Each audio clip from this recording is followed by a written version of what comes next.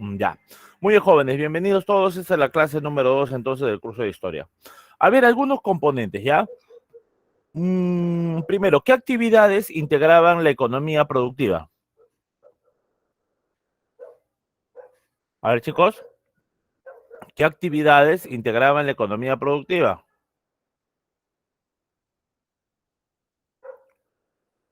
Hoy, ¿qué pasó? Ya, hoy, por favor, muy bien, excelente, amigos, la agricultura y la ganadería, por favor, el segundo examen es el examen de CEPRE, así que hay que tenerlo bien en cuenta, ya, porque si no se nos pasa el tiempo y no tenemos tiempo para estudiar luego, ya. Eh, ya, entonces tenemos ahí un primer acercamiento, ¿no? A ver, ¿qué más? ¿Qué más? Otro, ¿en qué periodo se produce la revolución urbana? ¿En qué periodo de la historia se produce la revolución urbana?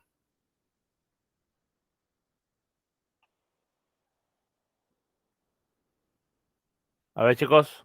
No, en el neolítico no.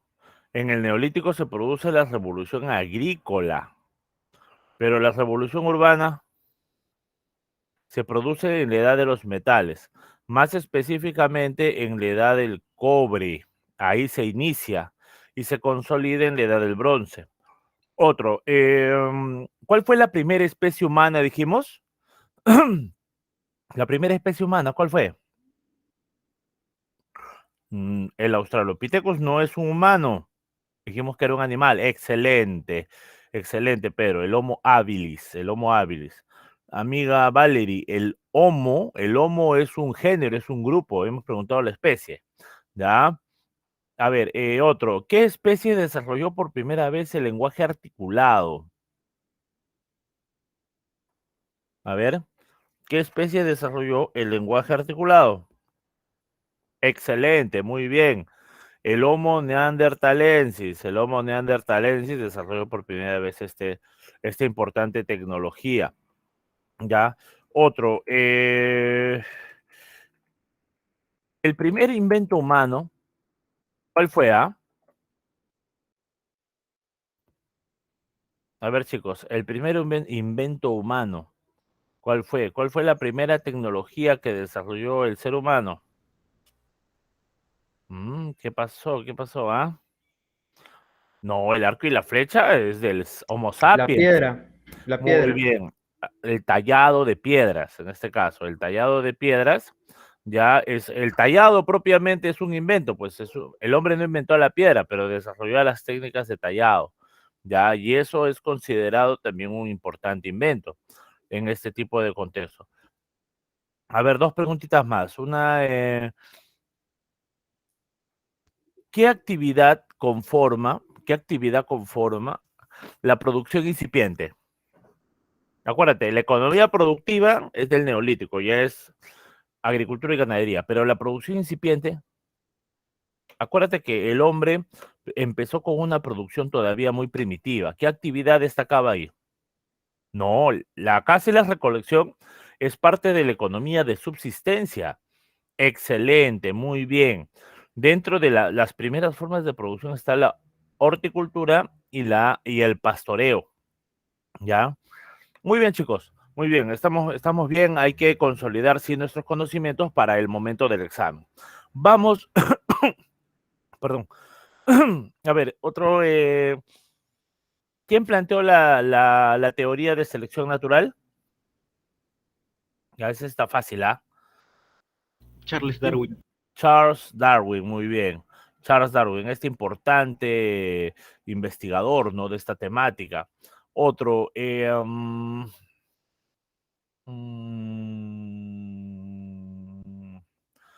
A ver, las primeras formas de Estado, ¿en qué momento ya son evidentes? ¿Desde qué momento se evidencia, es claramente visible las primeras formas de Estado?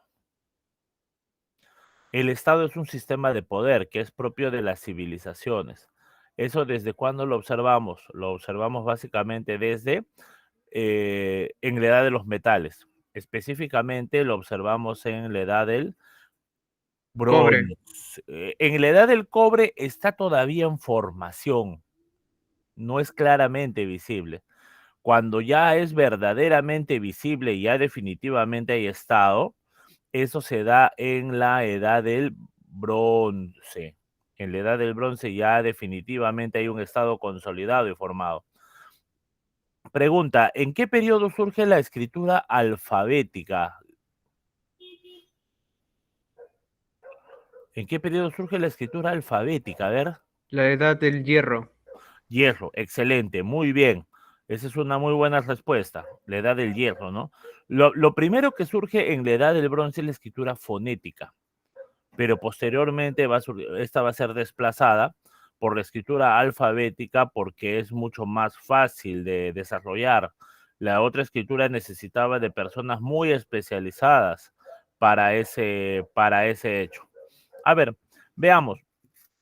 Tomando en cuenta lo dicho, entonces, a ver, una más, un par más. A ver, mm,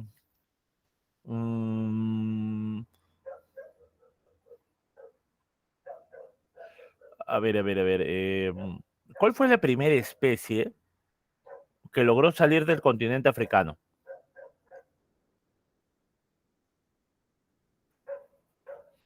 ¿Cuál fue la primera especie que salió del continente africano? Homo erectus. El Homo erectus, excelente. El Homo erectus fue el primero. Se encontró en Java, en China. Otro,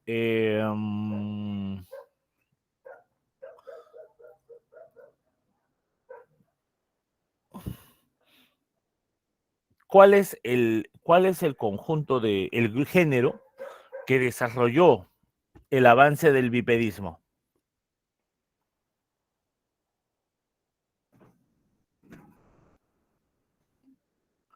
¿Cómo se llama el género que desarrolló el bipedismo? Ya, ese género es el Australopithecus. El Australopithecus. Australopithecus, no Trolopithecus. Ya, muy bien. Ahora sí vamos al desarrollo de nuestra sesión. Ya, vamos a compartir la pantalla. Vamos a compartir la pantalla para el desarrollo de nuestra clase. Esto lo vamos a subir por acá y acá. Ya. ¿Se observa el PPT? Sí, profesor, se observa. Ok, chévere. A ver, jóvenes, tema número 2, HP. Vamos a ver el tema del poblamiento peruano y americano, que tiene que ver básicamente con los primeros grupos poblados que llegan a esta parte, a este continente. A ver, en el poblamiento americano hay que entender la etapa propia donde se desarrolla el hombre, que es el periodo cuaternario. Y dentro del periodo cuaternario nos interesan sobre todo dos etapas, el Pleistoceno y el Holoceno. Jóvenes, Pleistoceno, época de calor o de frío. Pleistoceno, jóvenes, época de calor o de frío. Frío. Frío, Frío. muy bien. Durante esta etapa es que se produjeron las grandes glaciaciones, la de Nebraska, la de Kansas, la de Wisconsin. Y la que más nos interesa a nosotros es justamente la de Wisconsin, porque ahí es donde se produce el poblamiento americano. El Pleistoceno, debemos entender que de la época de frío pasamos a la época de calor, que sería el Holoceno. De una era del hielo se pasa a una época de calentamiento global. Fíjate en el Pleistoceno, mira cómo casi toda Europa estaba cubierta por hielos, los sectores boscosos eran más abundantes, Chile y Argentina, todo estaba cubierto de hielo, pero, profe, esto empezó a cambiar hace aproximadamente unos 11.000 años. Los hielos retrocedieron y básicamente mucho del continente empezó más abierto ya por el calor.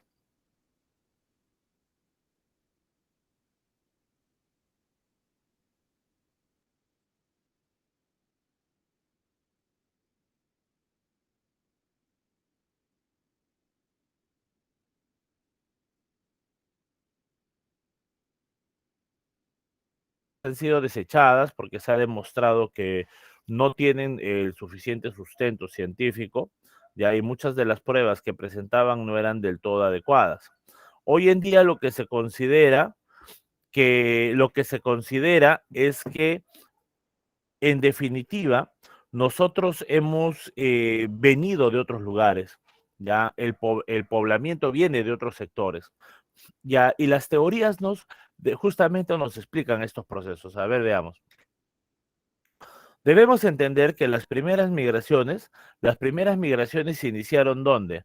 África, África es la cuna de la humanidad. De ahí el hombre migró a Asia, luego a Europa. Para fines del Cuaternario, todos estos lugares ya estaban poblados ya por grupos humanos. El último lugar que se pobló fue América. Y los que llegan a América básicamente eran Homo sapiens. A ver, jóvenes, si hablamos acuérdate que los que llegan son Homo sapiens primitivos. Por lo tanto, si decimos Homo sapiens primitivos, ¿cuál era su organización social? ¿Ah? Clan, bando, tribu. Banda. Muy bien, excelente. Las bandas son los grupos más primitivos que existen. Y justamente los primeros que llegaron a nuestro contexto fueron propiamente bandas. Estas bandas lograron adaptarse a los contextos americanos y lograron superar los diversos retos que el entorno les presentaba, ¿no? En ese sentido. Bajo esto podemos entender qué cosa, que el poblamiento americano fue un proceso completamente difícil y no fue fácil para nada, por el contrario, se tuvieron que vencer muchísimos retos y muchísimos obstáculos para lograr este objetivo, ¿no? Que fue propiamente el poblamiento americano. Bajo esta idea, entonces, bajo esta idea podemos señalar a ver qué cosa. Primero, que el hombre que llega es un Homo sapiens, un hombre ya del Paleolítico, un hombre que vive en bandas, un hombre nómade, entre otros. Pero el hombre, debemos tener en cuenta para entender el poblamiento, que este se desarrolla en un contexto de vida de grupos nómades. ¿Y esto qué significa? Significa que estos grupos nómades jóvenes no piensan como todos nosotros. ¿Se comprende? Se comprende, profe. Ya. Por ejemplo, imagínate, tú hace una hora te mandaste tu menú, ¿no? En tu casa habrás comido tu rico almuerzo. Tú sabes que en tu casa por lo menos va a haber dos comidas, por lo menos va a haber dos comidas al día. Pero el hombre nómade no piensa así. El hombre nómade a veces puede ser que un día case, puede ser que un día no case nada. Puede ser que hoy día esté comiendo carne, puede ser que mañana tenga que comer gusanos, hojas secas, debido a que el alimento no está asegurado. Por eso es que se le llame con economía de subsistencia o una economía de emergencia propiamente, una economía de supervivencia, o también se le llama depredadora en ese sentido. A ver, este hombre llega, veamos acá, podemos ver en la parte baja, puedes ver ahí, por ejemplo, mire, estos grupos de cazadores, ¿no? Que caminan por diversos lugares. Estos señores no saben dónde están yendo, pero simplemente van porque persiguen a los animales en sus escenas de cacería. Animales como los mamuts, los milodontes, entre otros. Puedes ver acá, por ejemplo, ¿no? El hombre que llega a América, como ves, no sabe hacia dónde va, lo único que sabe es que tiene que sobrevivir. Debajo, mira, pero este señor, por más antiguo que sea, no significa que era un salvaje, sino que ya tenía tecnologías adecuadas. Pregunta, ¿qué es esto que vemos acá abajo? ¿Ah? ¿Qué es eso, jóvenes? Una cerbatana. No, no es una cerbatana. Una cerbatana es mucho más larga. ¿Qué es?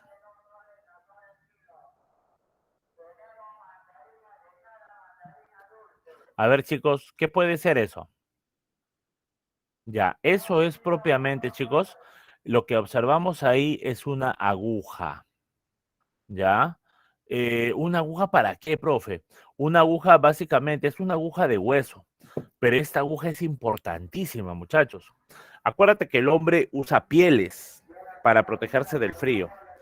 Pero, profe, ¿qué pasa si tú te vas a la zona norte donde están los hielos y entre entre tus dos pieles hay un hueco?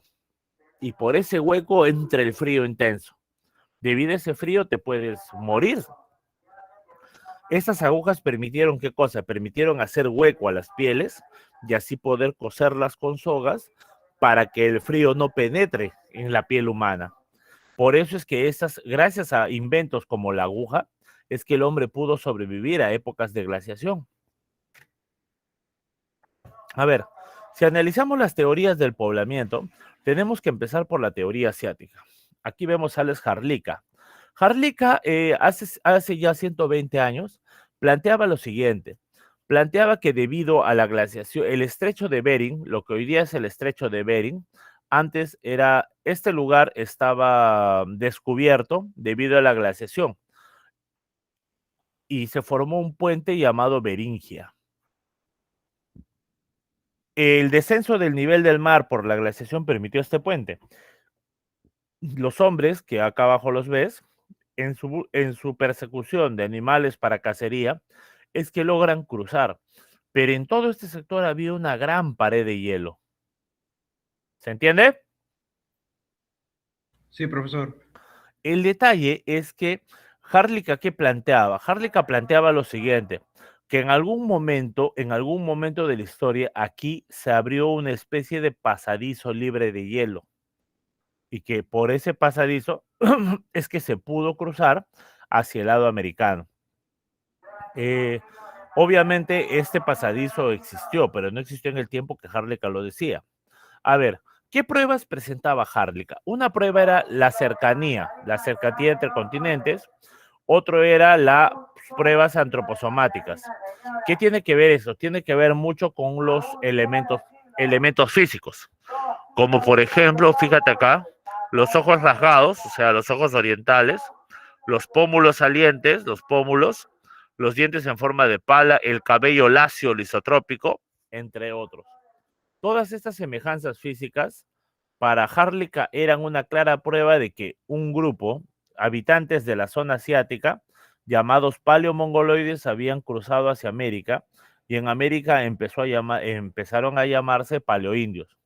Mira, por ejemplo acá, otra prueba curiosa que mostró Harlika fue lo siguiente. ¿Tú has visto cuando nace un bebé? ¿Han visto cuando nace un bebé? ¿Qué color tiene el bebé? Medio rojizo. Claro, es bastante un rojo oscuro, ¿no? Apenas nace, pero el bebé apenas va respirando, el bebé parece una uva cuando nace, pero cuando va respirando va tomando su coloración ya normal. El caso es que los bebés, a medida que van, ¿cómo te explico esto? Que van respirando, toman su coloración, ¿no? Bebés europeos, bebés árabes, bebés africanos, Se pero, oxidina. profe, claro, bebés hindúes, pero hay un detallito con los bebés americanos y bebés paleomongoloides. Estos bebés paleomongoloides tienen una particularidad, que cuando respiran toman su color natural, pero en la parte de atrás que tú ves acá, queda una mancha medio morada. Esa mancha se llama mancha mongólica. Lo más probable es que tú hayas tenido esa mancha. Ahora ya no la tienes, porque a los 4, máximo 6 meses, esa mancha ya se borró ya desaparece. Lo más probable es que lo hayamos tenido. Casi todos los americanos tenemos ese tipo de mancha mongólica. Otra prueba, por ejemplo, que presentó Harlika fue la resistencia a la lactosa. ¿Se entiende eso? Sí, profe. Ya. Hay un detalle, que en América, si te das cuenta, no hay vacas. No hay animales que produzcan una gran cantidad de lácteos. Sí hay bovinos, pero no fueron domesticados. Entonces, los habitantes americanos, América del Norte, América del Sur, América del Centro, no tienen una gran costumbre de tomar leche. Paleomongoloides, porque no tienen vacunos. En cambio, europeos, africanos, árabes, hindúes, sí tienen esta costumbre. Han tomado leche por miles de años. Entonces, estos señores, ¿qué pasa? Están tan acostumbrados al consumo de leche que su cuerpo lo pasa como si nada. En cambio, nosotros, los americanos, ¿cuánto tiempo de tomar leche tenemos? ¿Cuánto tiempo, ah? 500 años, desde que llegó Colón y trajo animales europeos. Tú sabes que cuando Colón llega, Colón le da leche a los nativos, tomaron leche y les dio unos dolores de estómago, unos gases. ¿Por qué? Por una hormona llamada lactosa. Cuando tú eres bebé, cuando somos bebés, nuestro cuerpo produce una hormona llamada lactasa y la lactasa contrarresta los efectos de la lactosa. Pero cuando crecemos dejamos de producir esa lactasa. Esto nos demuestra claramente algo, que Harlika tenía razón en que habían semejanzas entre uno y otros pobladores. Cuando los hombres llegan a América, se les llama paleoindios, habitantes primitivos que, como ves, perseguían animales de cacería, practicaban la caza colectiva en una economía de subsistencia. Aquí ves una foto tomada por Harlika en el año de 1900, o sea, hace 120 años. Como ves ahí, estas poblaciones, estos pobladores, ya vivían en condiciones bastante extremas y aislados. Bueno, esto ya no existe, ¿no? Porque muchas de estas personas ya les alcanzó la modernidad, ya tienen casas modernas, autos, celulares. Algunos mandan a sus hijos a CEPRES, entre otros, ¿no? ¿Qué más? Otra teoría importante que surgió en los años 90 y que CEPRE ha preguntado varias veces es la teoría noratlántica, que fue planteada por Dennis Stanford y Bruce Bradley. ¿Qué plantea esa teoría? Lo que nos plantea es que hay una procedencia europea.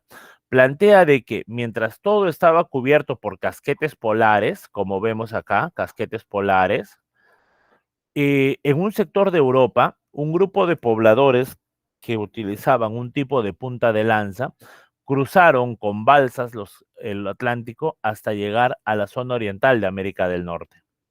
Estos señores, como ves, en sus balsas, ya básicamente se piensa que persiguiendo focas, navegaron hasta que llegaron al continente americano. No sabían a dónde llegaban, simplemente se aventuraron en este camino. La prueba de esto son los artefactos líticos semejantes, especialmente la punta Clovis de América con la punta solutrense. Acá está la punta solutrense y acá la punta Clovis. Y las semejanzas son muy parecidas respecto a las formas de tallado. Otra teoría que se planteó en los años 40 del siglo pasado fue la llamada teoría oceánica. Paul Rivet planteaba qué cosa, que los habitantes de estas islas que tienen, aquí los ves, gente de tez oscura, llamada melanesios, y los habitantes de este lugar, llamados polinesios, que los ves acá número 2, ya lograron cruzar, gracias al descenso del agua, lograron cruzar el océano y llegar a América. Para esto, Rivet presentaba una serie de pruebas. ¿Cuáles eran ellas?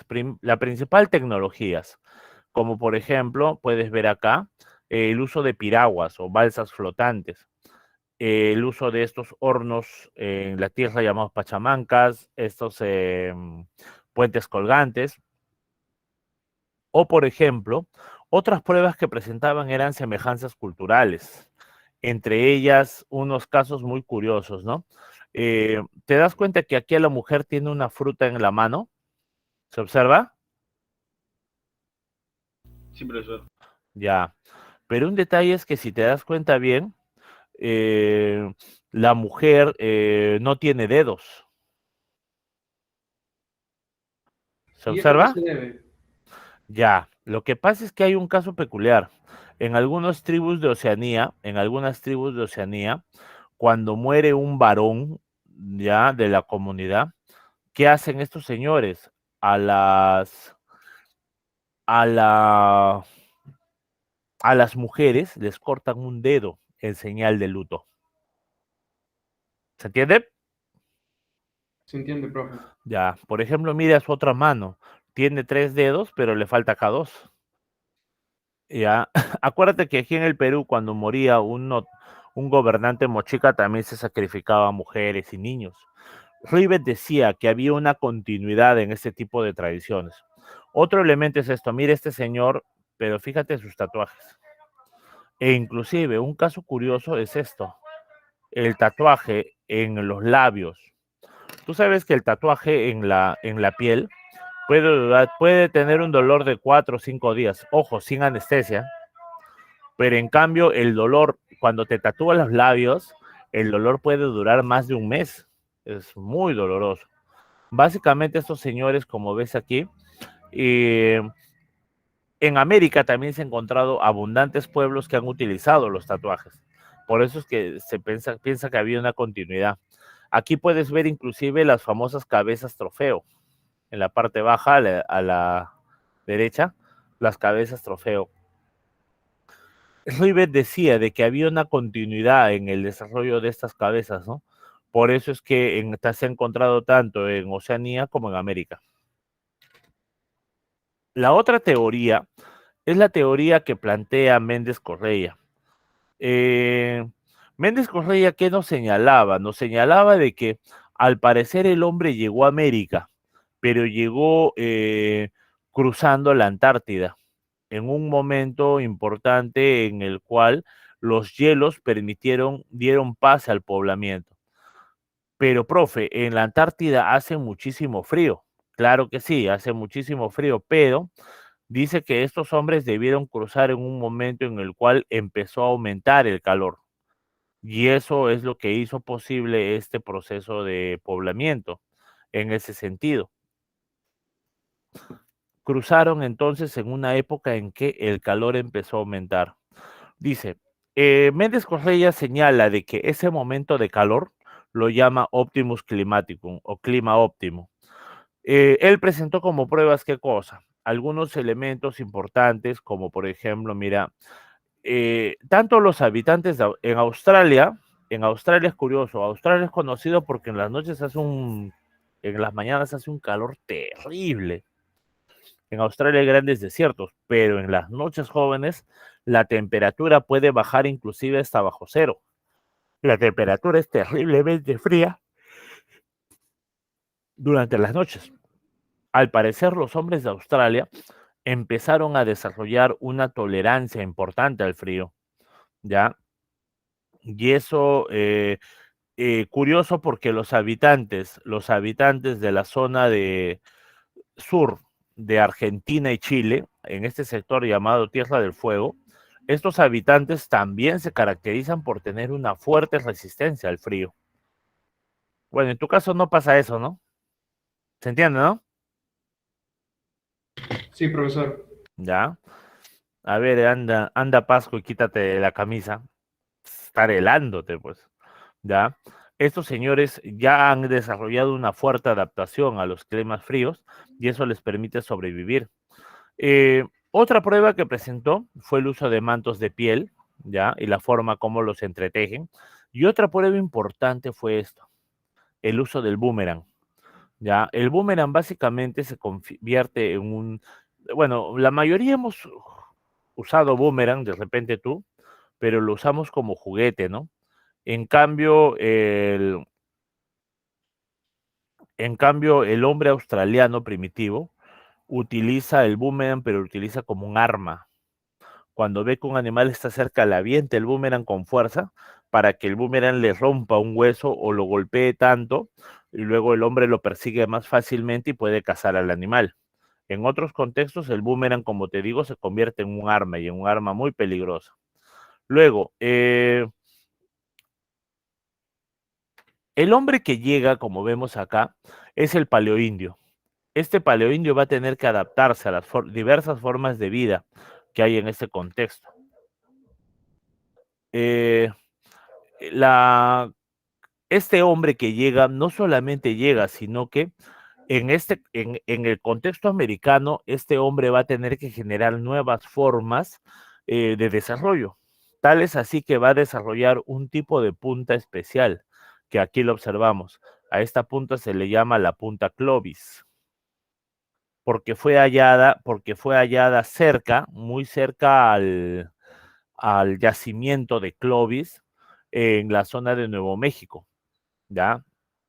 Más o menos esto es lo que debe haber sido Clovis. Hoy día Clovis en Nuevo México es una zona desértica, como ves, ya, pero hace unos 10.000 años, puedes ver acá, Clovis era una zona con abundante vegetación, fauna, que permitía a los habitantes una cacería compleja en el lugar. Ahora, las perspectivas actuales. Jóvenes, como ya te dije, ¿no?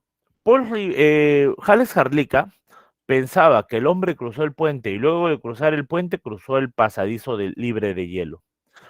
Hoy en día se sabe que ese pasadizo no estuvo abierto por mucho tiempo.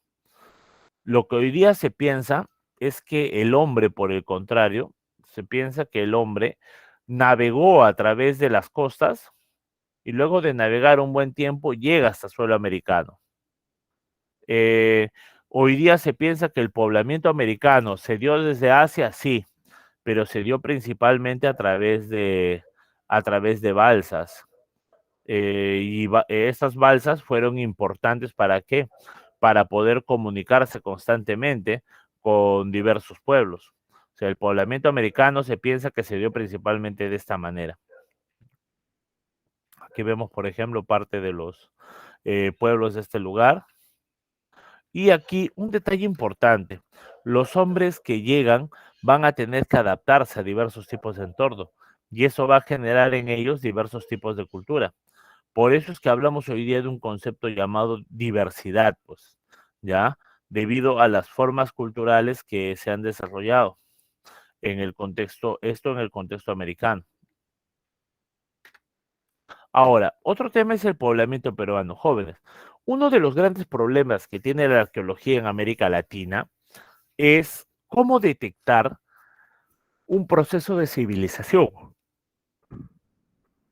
¿Por qué?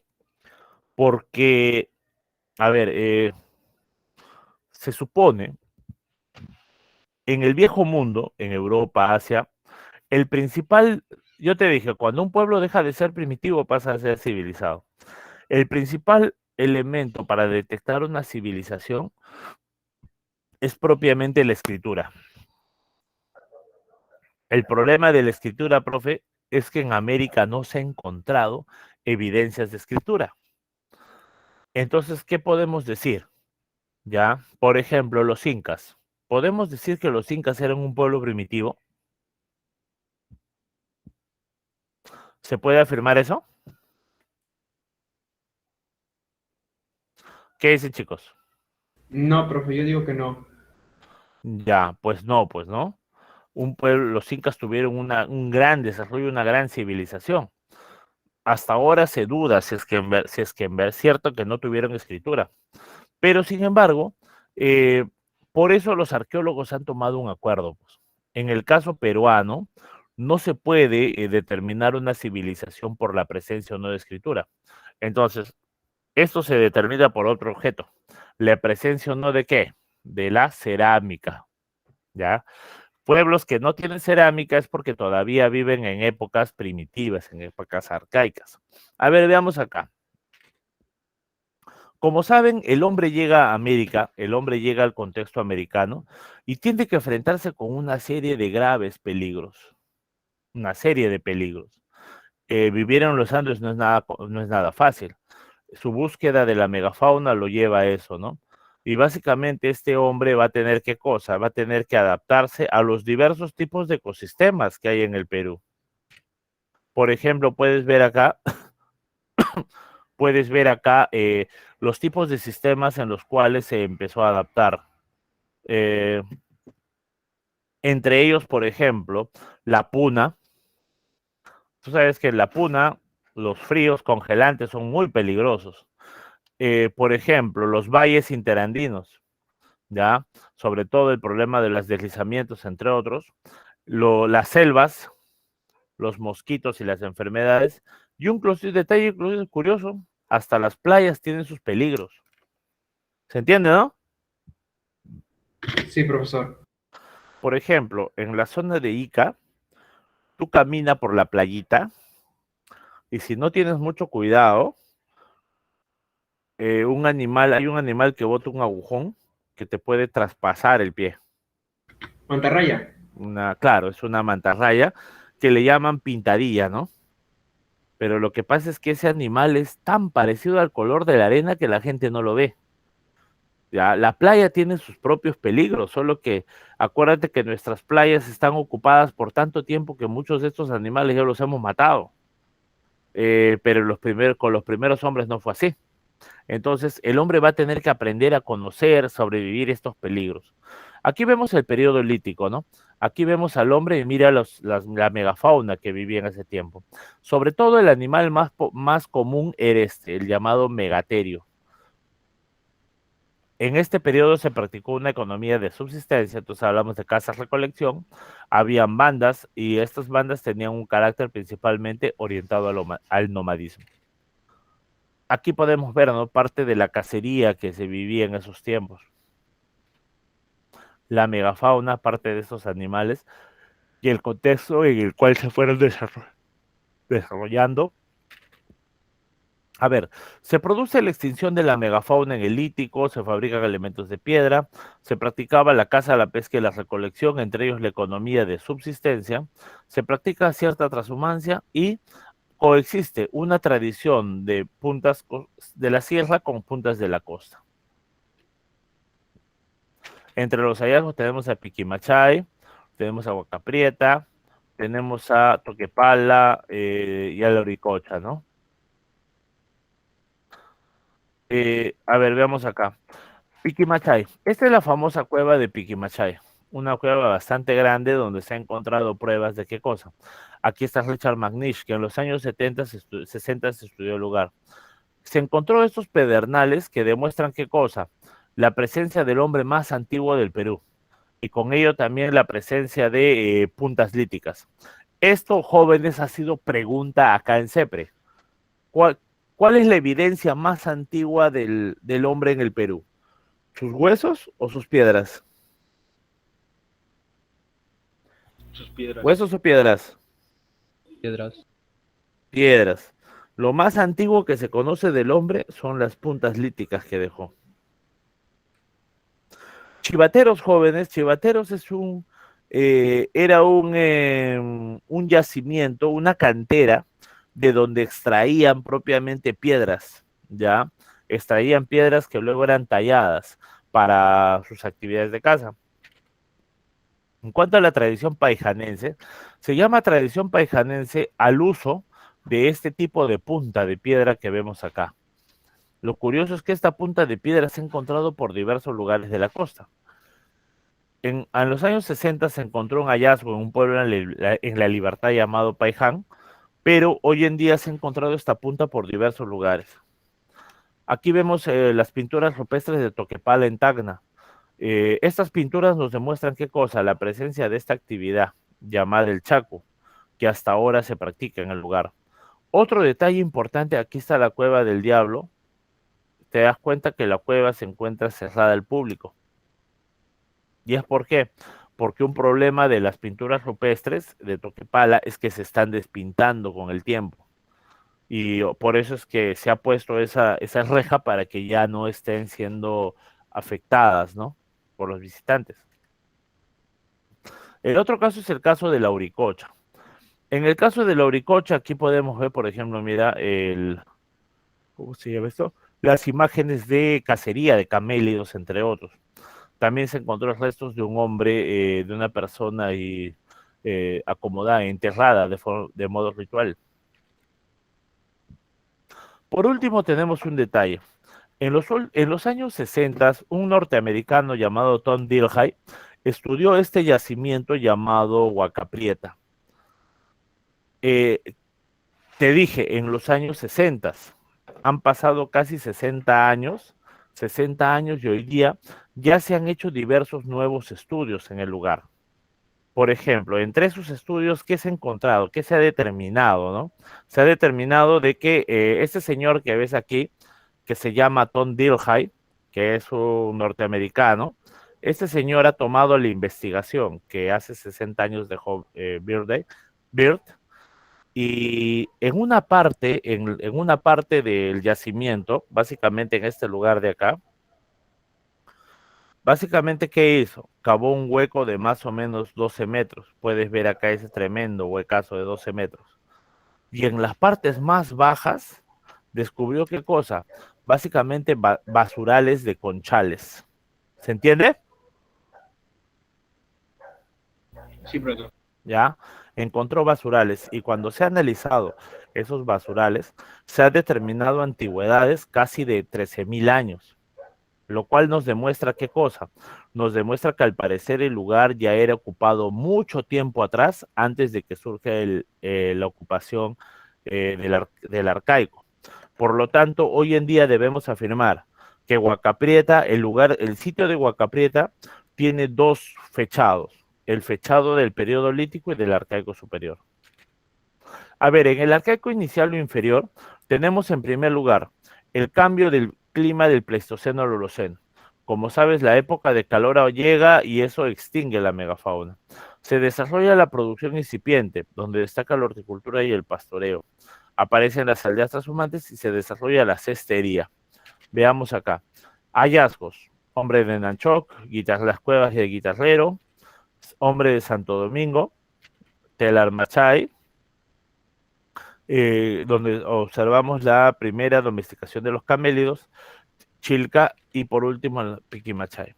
A ver, aquí observamos qué cosa. Entre los horticultores seminómades, observamos que estos señores ya cultivaban semillas que podían ser de diversos lugares.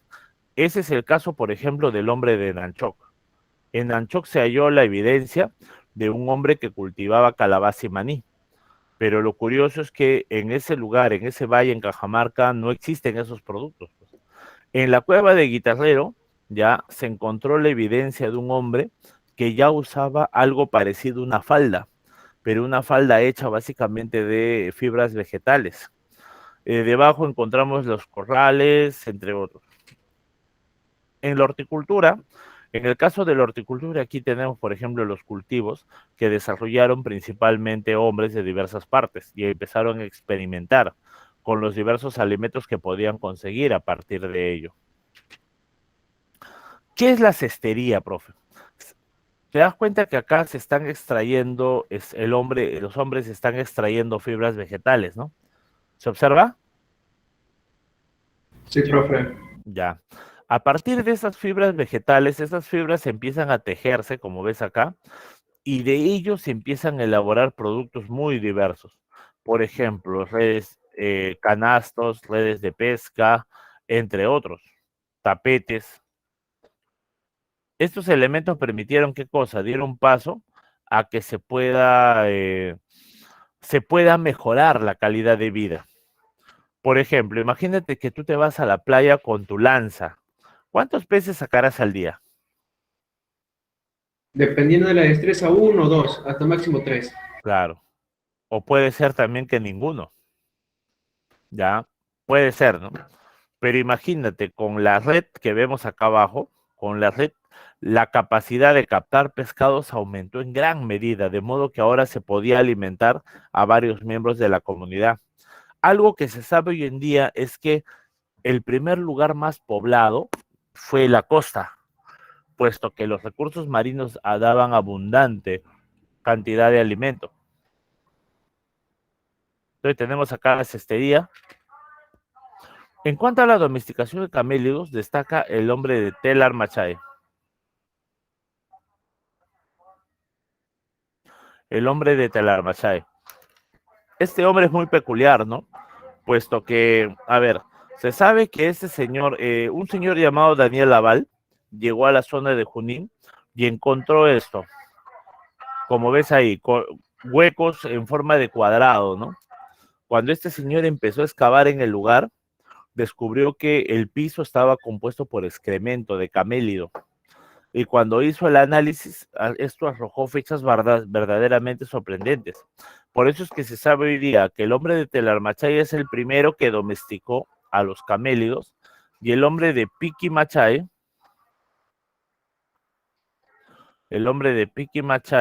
es el primero que termina domesticando al cuy, ¿ya? Telarmachay y Piquimachay. Ahora, el último cambio que vamos a analizar, y uno de los más importantes, es el que se da en la etapa del arcaico superior. Ah, verdad, a propósito, un detalle, un bonus. Cuando hablamos de la etapa del lítico, discúlpame que aquí se me fue, ya hay que tener en cuenta el desarrollo de las tecnologías líticas, ya de las tecnologías líticas. En ese sentido, la semana pasada yo te enseñé esto, ¿no? ¿Te acuerdas? Este pedernal. Sí, profe. Sí, Ya profesor. dijimos que esta parte servía para moler y esta parte servía para rasgar. En el contexto peruano, esta piedra abunda, pero hay dos piedras que se volvieron muy famosas para la cacería. Una de ellas es esta. Te das cuenta que es una roca que medio que brilla, ¿no? Tiene cierto brillo. Esto propiamente se le llama obsidiana. Esto es tallado para elaborar puntas muy finas a partir de este materialcito. Esto se utilizó principalmente en la costa, ¿ya? Principalmente en la costa. Pero otro material que se utilizó es este. Te das cuenta que tiene un color medio entre crema, ¿ya?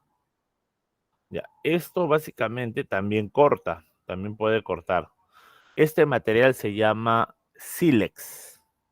Ya tenemos entonces ahí a la obsidiana y el sílex como materiales que se utilizaron pues durante este tiempo para la cacería principalmente.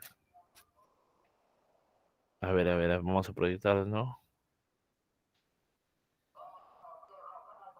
Acá. Ya. Entonces, basado en este factor, ¿se observa el PPT? Sí, profesor, se observa. Sí, Ok. profe. Entonces, pasemos a la última etapa del precerámico, que es el llamado arcaico superior. Durante el arcaico superior se producen dos hechos fundamentales. Por un lado, la revolución agrícola y por otro lado, la revolución urbana.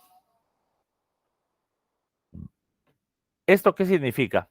El agro y la ganadería dan paso a la llamada economía productiva.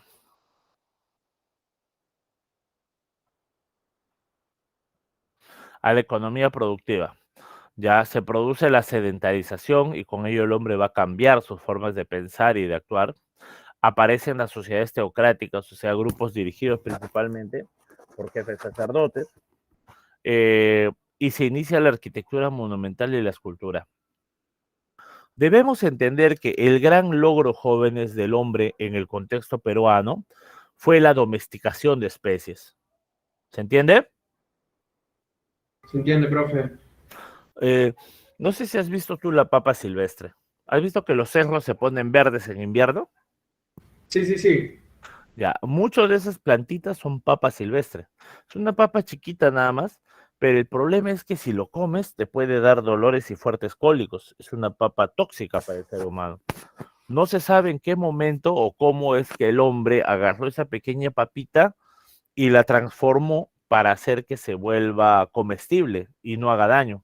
No solamente la transformó, sino que la adaptó. Por eso mira las variedades de papa que vemos acá debajo. Lo mismo sucedió con el algodón en sí. Lo mismo sucedió con el algodón. Ya, un factor es que también surge ya el desarrollo, parte del desarrollo urbano. Por ejemplo, ¿no? Este desarrollo urbano está liderado principalmente por sacerdotes. Y eso lo podemos ver acá en las plazas hundidas, lo podemos ver acá en el Templo del Fuego de Chavín. Aquí ves parte de este desarrollo. Entre los hallazgos de la época se ha encontrado, por ejemplo, vemos ahí al Sechín Bajo. Fíjate su arquitectura monumental y su plaza hundida. Bandurria. En Bandurria se sabe que los sacerdotes ya explotaban, ya había un grupo de sacerdotes que dominaba la población. En ese sentido. Tenemos aquí a Caral, tal vez la ciudad el centro más importante de esta época. Tenemos aquí a Huacaprieta, ya en Huacaprieta vamos a ver ahora cómo se trata, y a Cotos. Al final vemos ahí, ¿no? Cómo vivía la gente en estos lugares. A ver, dice acá, la economía productiva se basaba principalmente en la práctica del agro y la ganadería. Se produce el sedentarismo, se vive en comunidades y se van formando las primeras civilizaciones. ¿Se entiende? Sí, profesor. Ya, con esto se va formando. O sea, esto ha venido en una pregunta. A eso se llama estado prístino. La palabra prístino significa en formación, significa que está agarrando fuerza, se está moldando. Surge la arquitectura monumental religiosa. Por ejemplo, dijimos, la labor del hombre, el hombre no solamente domesticó la papa, también domesticó el maíz y generó múltiples formas de ello. Vemos que el hombre a través de canales de riego logró expandir la frontera agrícola. La arquitectura monumental en las plazas hundidas, el Templo del Fuego de Caral, y templos como por ejemplo, wow, La Galgada. En el caso de Caral hay un caso particular. Imagínate, de todas las casas que debió haber en Caral, de todas las casas, solamente en una se ha encontrado esto, un mate pirograbado y un tejido. ¿Ya? Lo curioso de este mate y de este tejido es que han generado una controversia. Por ejemplo, imagínate que estás en el salón de clases, tú estás con tu uniforme y llega un alumno ahí con sus zapatillas último modelo, con su gorra de lujo. ¿Para qué ese tipo va así, chicos? Para lucirse. Para lucirse, para demostrar que tiene más poder que ustedes, ¿ya? El caso ahí es que eso demuestra qué cosa, que alguien está intentando mostrarse como una clase diferente. Lo curioso de estos dos objetos es que se ha encontrado solo en una casa, no en el resto de las casas. Entonces eso significa que solamente una persona estaba utilizando estos objetos. El diseño de un cóndor, y acá abajo puedes ver un llamado mate pirograbado. ¿Por qué se llama así, profe? Porque básicamente mate es la cáscara de una calabaza y piro es porque se calentaba una punta para, con la punta bien caliente, empezar a tallar esta cáscara. Aquí vemos el templo de Kotosen, ya se empiezan a mostrar avances en el cocido del barro, se forman ya los grupos sociales, vemos sacerdotes que están dominando la población. Caral es el sitio más importante de este lugar. Instrumentos musicales en Caral hechos de huesos de pelícano, los geoglifos, y aquí una práctica colectiva, una ceremonia colectiva entre los habitantes de Caral en las noches, una drogada brava pues en Caral, ¿no? Ya, a ver chicos, vamos a pasar a la evaluación del tema 2. Por favor, atentos para que apunten las claves, ¿ah? ¿Está bien? Listo, profe. Ya, ¿listos? Vamos a ver, entonces, prepárate porfa ya para poder acabar y dar paso a tu profe de matemáticas. Veamos. Uno, avión. Uno, avión. Dos, enano. Dos, enano. Tres, casa. Tres, casa. Cuatro, avión. Cuatro, avión. Cinco, avión. Cinco, avión. Seis, casa. Seis, casa. Siete, barco. Siete, barco. Ocho, casa. Ocho, casa. Nueve, barco. Nueve, barco. Y 10, dedo. 10, dedo. Muy bien, chicos. Con estas figurinas halladas en Caral es que entonces acaba nuestra sesión y nos veríamos la próxima semana. ¿Alguna pregunta antes de antes de culminar? Profe, ¿cuál era la respuesta de la 4?